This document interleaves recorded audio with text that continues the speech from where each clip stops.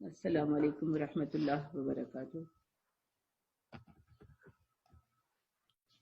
اعوذ باللہ من الشیطان الرجیم، بسم اللہ الرحمن الرحیم۔ پھر فرمایا جا رہا ہے کہ وقفینا علی آثارہم، اسی طریقے پر ہم نے بھیجا بعیسیٰ ابن مریم مصدقا بین یدیہ من التوراۃ، عیسیٰ ابن مریم علیہ السلام کو بھیجا جو کہ تصدیق کرتے تھے جو ان کے پاس پہلے سے موجود تھی تورات میں سے، یعنی تورات میں سے، من التورات۔ اب من التورات پوری تورات پتہ نہیں کیوں نہیں کہا، غالباً اس کی وجہ یہ ہے کہ ان کے دور تک بھی تورات میں تحریفات اتنی ہو چکی تھیں، تو وہ تصدیق کرتے تھے، جو صحیح بات ہوتی تھی اس کی تصدیق کرتے تھے، اور جو تحریفات تھیں ان کی تصحیح کیا کرتے تھے، ان کو درست کرتے تھے۔ یہ قرآن بھی بتاتا ہے کہ وہ ان پر سے بہت سارے بوجھ ہٹانے آئے تھے جو لوگوں نے خود اپنے اوپر ڈال لیے تھے، اور وہ خود مطلب یہ کہ انہوں نے جو تحریفات کر لی تھیں ان سے پاک کرنے کے لیے آئے تھے کتاب اللہ کو، اور ان کے سارے مواعظ جو ہیں جو انجیل میں موجود ہیں ان میں ایک ہی بات نظر آتی ہے کہ وہ بار بار یہی کہتے ہیں کہ اللہ کی کتاب کو مضبوطی سے پکڑو اور اس پر عمل کرو۔ وَآتَيْنَاهُ الْإِنْجِيلَ فِيهِ هُدًى وَنُورٌ، اور انہیں جو اضافی چیزیں دی گئیں انجیل میں کوئی نئی شریعت تو نہیں آئی تھی، انجیل جو تھی وہ اللہ تعالیٰ کی طرف سے القاء کردہ وہ مواعظ تھے، یعنی ایک طرح کے وحی تھی کہ جن کے ذریعے اللہ تعالیٰ نے حضرت عیسیٰ علیہ السلام نے لوگوں کو ان غلطیوں سے بچانے کی کوشش کی جس میں وہ مبتلا ہو چکے تھے، اور انہیں راہ راست پر لانے کی کوشش کی۔ اللہ تعالیٰ کہہ رہے ہیں کہ اس انجیل میں بھی فیہ ہدی و نور۔ اب یہ وہی صفت ہے ہدی و نور جو تورات کی صفت ہے، جو انجیل کی صفت ہے، اور وہی قرآن کی صفت ہے، وہ ہدایت بھی ہے اور روشنی بھی۔ وَمُصَدِّقًا لِمَا بَيْنَ يَدَيْهِ مِنَ التَّوْرَاةِ، اور یہ جو انجیل ہے یہ تصدیق کرتی ہے جو اس سے پہلے تورات میں موجود تھا۔ وَهُدًى وَمَوْعِظَةً لِلْمُتَّقِينَ، اور وہ ہدایت اور نصیحت متقین کے لیے۔ اصل میں کتاب ہے تو ہدایت والی کتاب، یہ دیتی تو رہنمائی ہے، لیکن ظاہر ہے رہنمائی قبول تو وہی کرے گا جو اس کو قبول کرنا چاہے گا۔ تو یہاں پر متقین کون لوگ ہیں؟ وہ جو کہ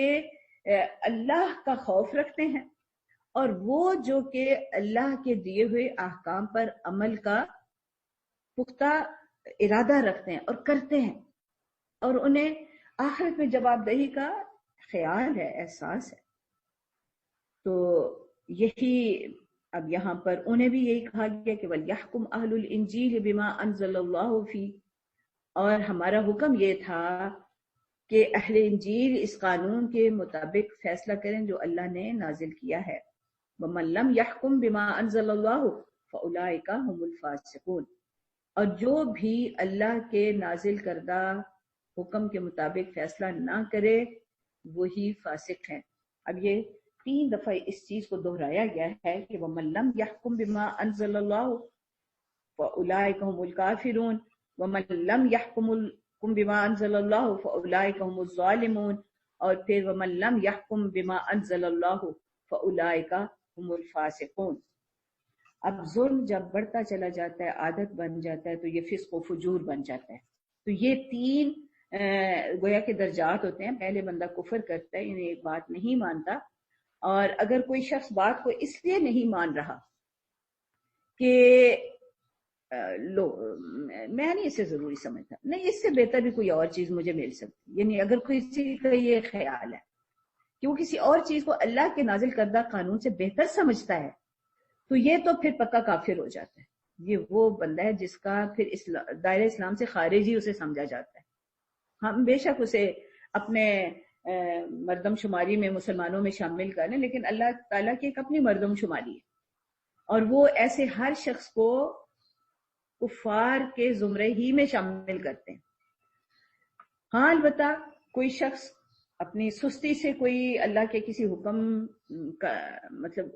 عمل میں نہیں لا رہا، انکار تو نہیں کرتا کہ بھئی حکم ہی نہیں۔ اب مثلا نبی صلی اللہ علیہ وسلم نے فرمایا کہ جس نے ایک نماز بھی عمدن ترک کی فقد کفر،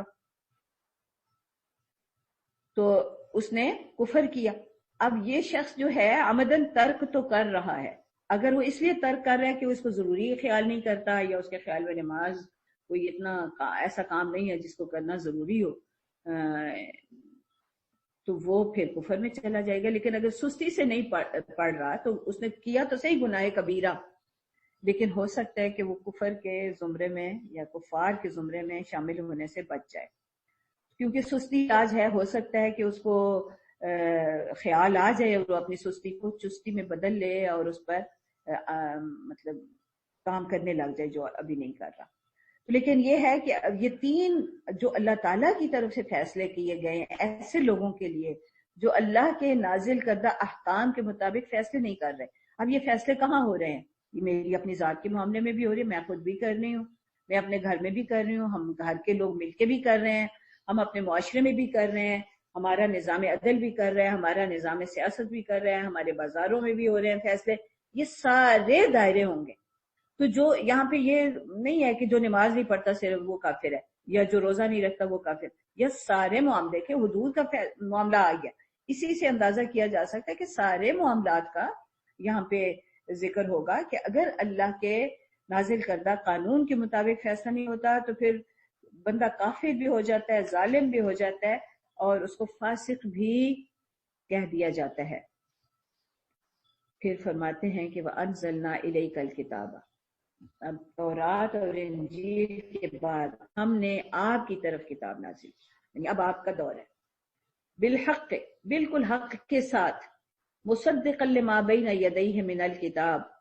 جو تصدیق کرتی ہے اس چیز کی جو کہ پہلے سے کتاب میں سے موجود ہے۔ اب یہاں الکتاب،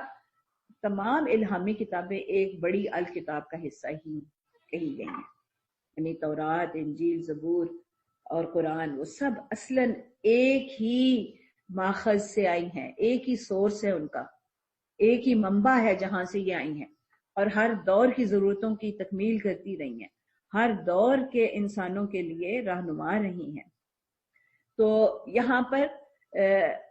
اور ہمیشہ یہ رہا ہے قرآن میں بھی، جب تک یعنی بہت سارے احکام ہیں جو مشترک ہیں، اب جیسے ابھی یہی قصاص کا ہم نے قانون پڑھا، تو جو شروع سے تورات میں ہے وہی قرآن کا بھی قانون ہے، یعنی اصلاً تو بنیادی احکام جو ایک ہی ہیں، توحید کا حکم ہے، رسالت کا حکم ہے، آخرت پر یقین، یعنی ایمان کی جتنی شکیں ہیں، جو بھی آمنت باللہ و ملائکتی و کتبی و رسلی، اور یہ سارے جو ایمان کا حصہ ہیں، یہ تمام انبیاء علیہ السلام کی یہی پیغام رہا ہے اور یہی ان کا دعوت تھی۔ اب اس کتاب کے لیے ایک اور لفظ بولا جا رہا ہے، خدا اور موعظہ، تو تمام کتابیں رہی ہیں۔ اب یہاں پر یہ کہا جا رہا ہے کہ یہ کتاب جو آپ کی طرف نازل کی گئی ہے، یہ مہیمنن علیہ، یہ پہلی کتابوں پر مہیمن ہے۔ فاحکم بینہم بما انزل اللہ، پس ان کے درمیان فیصلہ کیجئے اس چیز کے ساتھ جو اللہ نے نازل کی۔ ولا تتبع اہواءہم عما جاءک من الحق، اب آپ ان کی خواہشوں کا اتباع نہ کریں جبکہ حق آپ کے پاس آ گیا۔ لکل جعلنا منکم شرعۃ ومنہاجا، اور ہم نے تم میں سے ہر ایک کے لیے ایک شریعت اور ایک راہ عمل مقرر کر دی۔ وَلَوْ شَاءَ اللَّهُ لَجَعَلَكُمْ أُمَّةً وَاحِدَةً وَلَكِنْ لِيَبْلُوَكُمْ فِي مَا آتَاكُمْ فَاسْتَبِقُوا الْخَيْرَاتِ، اور اگر اللہ چاہتا تو تم سب کو ایک امت بھی بنا سکتا تھا، لیکن اس نے یہ اس لیے کیا کہ جو کچھ اس نے تم لوگوں کو دیا ہے اس میں تمہاری آزمائش کریں، لہذا بھلائیوں میں ایک دوسرے سے سبقت لے جانے کی کوشش کرو۔ یہاں اب پھر ہم پیچھے چلتے ہیں کہ اس کتاب کو مہیمن کس لحاظ سے کہا جا رہا ہے۔ مہیمن کون سی چیز ہے؟ مہیمن، اس کا مادہ جو ہے حمل حامیم نون، یہ اس کا لفظی مطلب ہے کسی چیز پر حاوی ہونا، کسی چیز کی حفاظت کرنا، اسے خطرات سے بچانا۔ اچھا، اس کی جو مثال دی جاتی ہے نا وہ یہ کہ جیسے مرغی، اس کو جب کوئی خطرہ محسوس ہوتا ہے کہ اس کے چوزے جو ہیں ان کو کوئی خطرہ ہے، کوئی چیل کو دور سے دیکھتی ہے، کوے کو دیکھتی ہے، وہ فوراً کٹ کٹ کر کے فوراً سارے چوزوں کو اپنے پروں کے نیچے چھپا لیتی ہے۔ اب یہ اس کی محبت کا جذبہ ہے، اس کا اپنائیت کا جذبہ ہے، جس کی وجہ سے وہ ان چوزوں کو اپنے پروں میں لے لیتی۔ تو بالکل اس لیے مہیمن اس کے لیے بھی بولا جاتا ہے لفظ، تو یہی وہ جذبہ ہے جو یہ کتاب کے ساتھ ہمیں عطا کیا گیا ہے۔ یعنی یہ کتاب اب بڑی محبت اور بڑی اپنائیت کے ساتھ پہلی شریعتوں کی حفاظت کر رہی ہے۔ انہیں جو خطرات درپیش تھے، یعنی اس میں دخل اندازی کے اور تحریف کے، اس سے ان کو بچا رہی ہے، صاف کر رہی ہے ان کے احکام کو، اور ان کی مسلسل حفاظت کرتی ہے، اور بلکہ ان پر ایک حاوی ہو گئی ہے، یعنی اب اس کی تکمیل کر رہی ہے، ان کے احکام کی تکمیل بھی کر رہی ہے، اور جو پہلے سے موجود ہیں ان کی حفاظت بھی کر رہی ہے۔ تو مہیمن اس لحاظ سے قرآن جو ہے وہ سب کتابوں کی مہیمن بھی بن گئی، ساری اللہ تعالیٰ کی شریعتوں کی مہیمن بن گئی، اور اب نہ صرف خود مہیمن ہے بلکہ اللہ تعالیٰ نے فرمایا کہ اب اس کتاب کی قیامت تک ہم خود حفاظت کریں گے، ہم نے نازل کیا ہے اور ہم اس کی حفاظت کریں گے۔ اس سلسلے میں کئی دفعہ کوششیں ہوئیں، بلکہ ایک تذکرہ جو غازی صاحب نے اپنی کتاب میں کیا ہے وہ یہ کہ یہ دوسری جنگ عظیم سے پہلے کی بات ہے کہ جرمنی میں ایک بڑا ادارہ قائم کیا گیا جس میں دنیا بھر سے قرآن جو ہے وہ اکٹھے کیے گئے، انڈونیشیا سے لے کر مراکش تک، اور یورپ کی جو لائبریریوں میں بھی جو تھے وہ سارے نسخے، جو قلمی نسخے تھے وہ بھی، تو ان سب کو اکٹھا کیا اور ایک باقاعدہ ریسرچ سینٹر بنایا کہ جہاں یہ دیکھا جائے، ہر دور کے وہ نسخے تھے کہ ان میں یکسانیت ہے یا نہیں ہے۔ تو ان کی جو رپورٹ ابتدائی آئی دوسری جنگ عظیم سے پہلے، کوئی 1935 کی غالباً بات ہے، تو وہ اس میں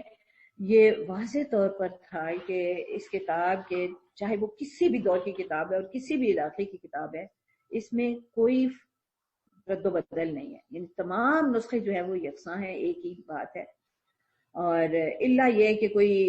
کہیں کوئی کتابت کی کوئی غلطی ہوئی ہو تو اس کی بھی انہوں نے بعد میں تصحیح کی ہوئی ہے، یعنی اصلاً کوئی فرق نہیں ہے۔ اس کے مقابلے میں جب انہوں نے یہ اپنی انجیل اور تورات وغیرہ کے جو اکٹھے کیے تو ان میں دیکھا تو ان میں سے ہر نسخہ جو تھا وہ دوسرے سے مختلف تھا، اور ہر دور کے نسخے دوسروں سے مختلف تھے۔ تو ان کا اصل بات تو ان کا مسئلہ یہ ہے کہ ان کے تو ابھی یہ بھی نہیں معلوم کہ وہ کون سی زبان میں نازل ہوئے، اس لیے اب ہمارے لیے اس کے سوا کوئی چارہ ہی نہیں ہے کہ ہم صرف اس مہیمن کو اپنائیں اور اس کے پیغامات کو پہنچائیں۔ اب اس کا جو پہلا مقصد یہ بتایا گیا کہ انسانوں کو یہ چاہیے کہ یعنی اللہ تعالیٰ چاہتے تو سب کو ایک ہی امت بنا سکتے تھے، کوئی دوسرے سے اختلاف نہ کرتا، لیکن اختلاف جو ہے اب طباع میں بھی اختلاف ہے، سوچ سمجھ میں بھی اختلاف ہے، ذہنی استعداد میں بھی اختلاف ہے، اس کے مطابق انسان جو ہے نا وہ اختلاف میں پڑ جاتے ہیں، ہر بندہ اپنے آپ کو سمجھتا ہے کہ میں بالکل ٹھیک ہوں، تو اس لیے پھر دوسرے کو غلط سمجھنے کا جو داعیہ اس کے اندر پیدا ہوتا ہے، اس کی وجہ سے مخالفت پیدا ہو جاتی ہے۔ اللہ تعالیٰ کہتے ہیں ان چیزوں کو چھوڑو اور تم خیرات پر متفق ہو جاؤ کہ بھلائیاں ہیں کون سی، اور پھر ان میں ایک دوسرے سے سبقت لے جانے کی کوشش کرو۔ بھلائی ہر وہ کام ہے جو کہ اللہ کو خوش کرنے والے، جو بھی اللہ کی اطاعت میں کام ہے، چاہے وہ کوئی سوچ ہے، چاہے وہ کوئی عمل ہے، کوئی بھی یعنی سب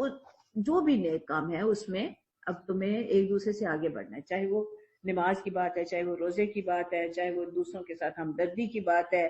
چاہے اپنے دل کو دوسروں کے کینے اور بغض اور حسد سے پاک صاف رکھنے کی بات ہے۔ تو یہ باطنی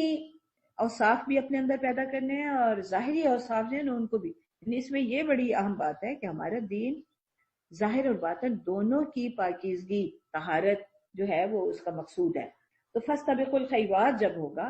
تو اس میں بھی یہ دونوں امور کو ہی دیکھنا چاہیے، مجھے یہی دیکھنا چاہیے کہ کون جو ہے وہ دوسروں کے لیے زیادہ محبت کا رویہ رکھتا ہے، کون دوسروں کے لیے زیادہ ہمدردی کا رویہ رکھتا ہے، یعنی یہ تو باطنی جذبات ہے نا،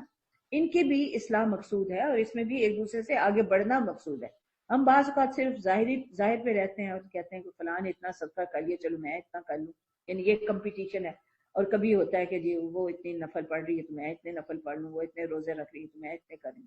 یعنی ٹھیک ہے، یہ ظاہری معاملات بھی ہیں، عمروں کا مقابلہ ہے، یعنی عمرے کتنے کیے اور حج کتنے کیے، تو لیکن یہ باطن کا بھی مقابلہ ہے۔ باطن کو ہم بالعموم جو ہے نا وہ نظر انداز کرتے ہیں۔ تو فاستبقوا الخیرات، جو بھی بھلائی کی بات ہے اس میں ایک دوسرے سے سبقت لے جاؤ۔ اور اس سلسلے میں پہلی بات تو یہی کہی جا چکی ہے کہ تعاونوا علی البر والتقوی ولا تعاونوا علی الاثم والعدوان، ہر بر اور تقوی خیرات ہے۔ الی اللہ مرجعکم جمیعا فینبئکم بما کنتم فیہ تختلفون، اللہ ہی کی طرف تم سب کو لوٹنا ہے، پھر وہ تمہیں بتا دے گا تم کیا کرتے رہے، یعنی تم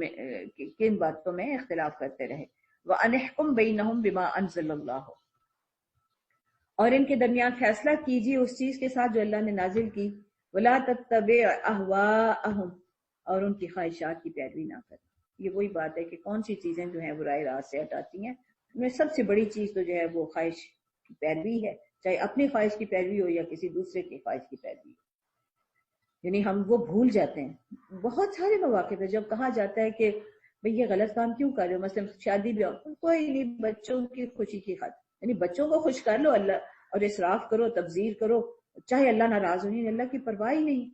تو لوگوں کی خواہشات کی پیروی نہ کرنا، واحذرہم، اور اس معاملے میں ذرا ہوشیار رہنا۔ واحذر جو ہوتا ہے نا، یہ یعنی ایسا چوکنا رہنا کہ جیسے بس ابھی کوئی حملہ ہو رہا ہے اور میں کیسے اپنے آپ کو بچاؤں گی۔ تو یہ حملہ جو ہے یہ شیطان کے حملوں کی زد میں ہے، اور وہ لوگوں کی خواہشات کے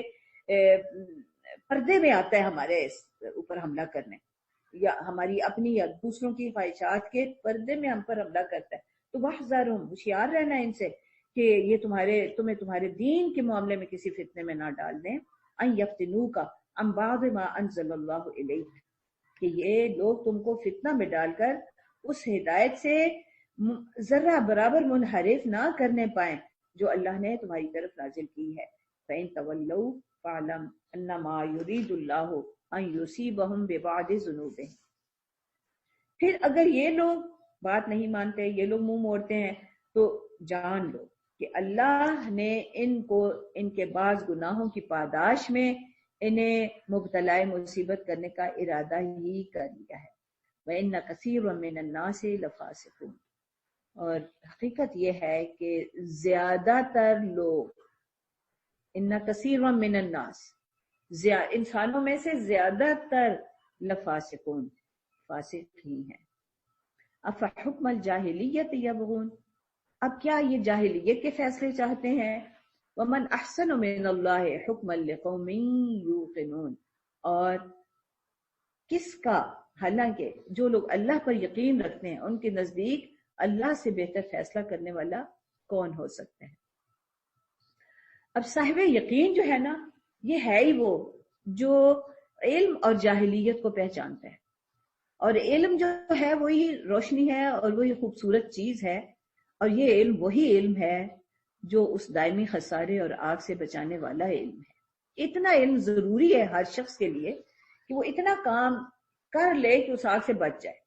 چاہے وہ ایک بدو کے، یعنی اپنے آپ کو اگر اس استعداد کا سمجھتا ہے تو اس کے لیے اتنا ہی کافی ہے کہ 5 نمازیں پڑھ لے، روزے رکھ لے، اور بس زکوٰۃ حج جو بھی اس پر عائد ہوتی ہے نا، اتنا تو پتہ ہونا چاہیے نا کہ میرے ذمے کیا کیا کام ہے، میں وہ تو کروں، میں ہمیشہ سچ بولوں، میں عفیف رہوں، میں امانت کی پاسداری کروں، یعنی یہ بنیادی چیزیں جو ہیں یہ تو پتہ ہونی چاہیے کہ اللہ تعالیٰ کا جو دائرے میں داخل ہوتے ہیں پھر وہ جھوٹ نہیں بولتے، جھوٹ اور ایمان تو اکٹھے ہی نہیں ہو سکتے، یعنی یہ بنیادی باتیں جو ہیں یہ تو پتہ ہونا ضروری ہے نا۔ تو یہ علم ہے جو کہ ہونا چاہیے، اور اللہ تعالیٰ کہتے ہیں کہ زیادہ تر لوگ جو ہیں وہ نافرمانی کی روش اختیار کرتے ہیں، اور وہ جاہلیت کے طریقے اختیار کرتے ہیں، جاہلیت کے فیصلے چاہتے ہیں، کفر و شرک کے فیصلے چاہتے ہیں۔ جاہلیت اصل میں اللہ تعالیٰ یہ نہیں کہتے ہیں کہ اس کے پاس ڈگریاں نہیں ہیں، اس نے کتابیں نہیں پڑھی ہیں، پڑھے لکھے یعنی کتابیں پڑھی ہوتی ہیں، لیکن انہیں یہ نہیں پتا کہ ان کا دائمی نفع اور نقصان کس چیز میں ہے، اور وہ نہ اس نقصان سے بچنے کی کوشش کرتے ہیں اور نہ اس نفع کے حصول کے کوئی کوشش کرتے ہیں۔ تو ایسے ہی لوگوں کو جاہلیت کہا گیا. یہ گفتگو میں بھی اس جہالت کا اظہار ہوتا ہے، عمل میں بھی جہالت کا اظہار ہوتا ہے. تو ومن احسن من اللہ حکما لقوم یوقنون، یقین رکھنے والوں کے لیے تو سب سے بہتر فیصلہ وہی ہے جو اللہ نے نازل کر دیا. یا ایھا الذین آمنوا، پھر اب مجھ سے ہی خطاب کہ اے وہ لوگو جو ایمان لائے ہو، جو میرے ساتھ محبت کے دعوے دار ہو، جو میری بات قبول کرنے کا عزم رکھتے ہو. لا تتخذوا الیہود والنصارى اولیاء. آپ نے دیکھا کہ قرآن اس چیز پر کتنا اصرار کر رہے، بار بار ہمیں تنبیہ کر رہے کہ دیکھو تم یہود و نصارہ کو اپنا ولی نہ بنانا.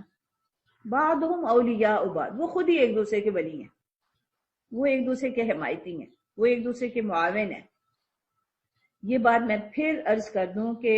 تعلقات کے وہ 4 ہی درجے ہیں، ان میں سے صرف موالات منع ہے دوسروں کے ساتھ، دوستی کا رویہ، ولایت کا رویہ، ان کے ساتھ ہمدردی کا، مواسات کا رویہ یا ان کے مدارات کا یا معاملات، وہ ممنوع نہیں ہیں. البتہ اگر ولی کسی معاملے میں بھی بنا لیا، یعنی انہیں اپنے معاملات کا نگران نہ سمجھیں، انہیں اپنا ہمدرد نہ سمجھیں، ان کے ساتھ دلی جذبات نہ رکھیں، ان کے ساتھ ایسے قریبی تعلقات نہ ہوں جیسے اپنے کسی ولی کے ساتھ ہوتے ہیں. اب جس شخص کو بھی پتہ ہے کہ ولی کیا ہے اور وہ کون ہوتا ہے، یعنی ولی تو ایسے ہی ہے جیسے ایک اولاد کے لیے اس کا باپ ہے، باپ ولی ہے نا. تو ایسا تعلق کہ محبت جو ہے وہ جس طرح ایک بیٹے کو اپنے باپ کے ساتھ ہوتی ہے یا ہونی چاہیے، تو اب اس کا مقابلہ کسی اور تعلق سے تو نہیں کیا جا سکتا. تو یہاں پر ولی بنانا ہی ممنوع کر دیا گیا. اللہ تعالیٰ کہتے ہیں وہ خود الکفر ملۃ واحدہ، تمام کفار جو ہیں جو اللہ کے احکام کو نہیں مانتے، وہ سب کے سب، وہ یہود ہوں، نصارہ ہوں، مشرکین ہوں، ملۃ واحدہ، وہ سب ایک ملت ہیں اور وہ سب اہل اسلام کے خلاف ہمیشہ متحد رہیں گے. میرا خیال ہے ہمیں تو اب اس میں کوئی شک نہیں ہونا چاہیے، ہماری تو آنکھوں دیکھی بات ہے. وَمَن يَتَوَلَّهُم مِّنكُمْ فَإِنَّهُ مِنْهُمْ، تم میں سے جو ان کے ساتھ ان کو اپنا ولی بنائے گا، ان کے ساتھ یہ موالات والے رشتے رکھے گا، فَإِنَّهُ مِنْهُمْ، وہ بھی انہی میں سے ہوگا، اس کا شمار انہی میں ہوگا. یہ بات بھی انتہائی وضاحت سے قرآن ہمیں بتاتا ہے کہ ہر شخص اپنے دوست کے دین پر ہوتا ہے، وہ دیکھ لے کہ وہ کس کے ساتھ ہے. اب اصل میں مسئلہ یہ ہوتا ہے، موالات کا لازمی تقاضا یہ ہوتا ہے کہ بندہ اس کے ساتھ محبت بھی رکھے اور اس کی ضرورت میں اس کی مدد بھی کرے، یا مجھے ضرورت ہے وہ میری مدد کرے. تو یہ محبت اور نصرت کے جذبات جو ہیں نا، یہ موالات کا رشتہ پیدا کرتے ہیں. اور ہوتا یہ ہے کہ بندہ جس کے ساتھ اٹھتا بیٹھتا ہے نا، پہلے تو اس کی غلط باتوں کی نفرت کم ہو جاتی ہے، وہ ان کو قبول کرنا شروع کر دیتی ہے. شروع میں جس کا پتہ ہے کہ یہ بہت غلط بات ہے تو میں بالکل گوارا نہیں کر سکتی، لیکن جب میں اٹھنا بیٹھنا شروع کر دوں گی تو وہ گوارا ہو جائیں گی، حتیٰ کہ پھر ان کی نفرت کم ہو جائے گی. اور پھر یہ بھی ڈر ہے کہ بعد میں خود بھی وہی کچھ نہ کرنا شروع کر دوں. اس کی مثال نبی صلی اللہ علیہ وسلم نے وہ جو لوہار والی دی کہ اگر اس کی بھٹی کے پاس بیٹھو گے تو اور کچھ نہیں تو دھواں تو آئے گا ہی نا، کچھ نہ کچھ تو تکلیف پہنچے گی. تو بس اللہ تعالیٰ اس جہنم کے دھوئیں سے بھی بچا لے، اگر اس آگ سے بچا لیتا ہے تو فرض کیا بچ ہی جاؤں. میں اپنے آپ کی بڑی حفاظت کی، اب دوستی بھی رکھی ہوئے لیکن بڑی اپنے عمل ٹھیک رکھتی ہوں تو، لیکن دھواں تو پہنچ سکتا ہے نا. بس اللہ تعالیٰ اس سے محفوظ رکھیں. اور